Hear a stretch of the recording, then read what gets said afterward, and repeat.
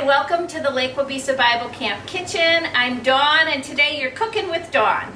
We're going to make a simple dessert today, frozen fruit crisp. There's two parts to this recipe. One is the crisp, and I always make that first.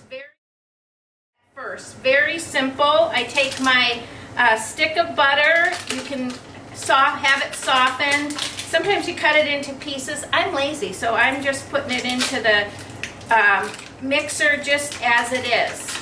Because I want it gluten-free, I'm using certified gluten-free oats, but you can use any oats. So it's a cup of oats, a stick of butter, a half a cup of brown sugar, and then 6 tablespoons of cornstarch or flour. Just put all that into your mixer and start to mix it up.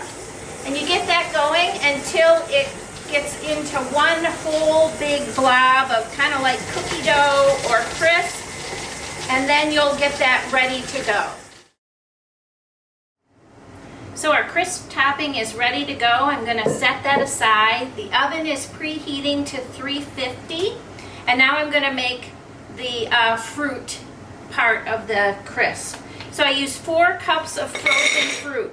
Now sometimes I actually, to make up my 4 cups, I'll add some fresh apples because I happen to have them on hand. You could make the same recipe using 1 can of apple pie filling and then add fresh apples to come up to 4 cups. Any kind of frozen fruit will work. Now I'm going to add 3 tablespoons of granulated sugar, and I'm going to add 4 tablespoons of cornstarch. Again, I'm using cornstarch so that it's gluten-free, but you are welcome to use regular flour for this recipe. And then just a pinch of salt. There we go. Well, maybe 2 pinches. Now I'm going to mix that up to coat the berries with what will become the thickening sauce at the bottom of the frozen with the fruit filling. All right, you'll notice you'll have kind of a dusting on all your frozen fruit, and then there'll be some dusting of stuff left in the bottom of your pan. You're going to want to add all that to the pan. I've sprayed this square pan, Pyrex. You could use a deep pie tin, or if you want to be really fancy, you could cook it in a cast iron pan and really look fancy when you serve it to your family.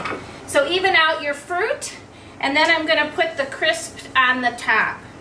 Now, to be honest with you, the crisp can be the favorite part. It's not been unknown at camp to come in with leftover apple crisp and discovered that some staffer has eaten the crisp off the top of the leftover apple crisp. So I like to make sure that there is a lot of crisp on the top. It's like getting cookie and fruit.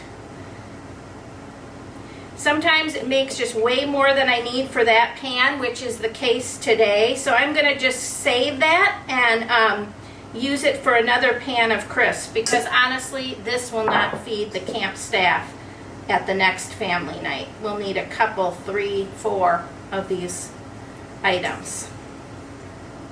Once it's ready to go, just pop it in the oven, cook it for an hour, then let it sit and cool for about another hour. But if you're running short on time, serve it right out of the oven. Let it sit about 15 minutes if you can.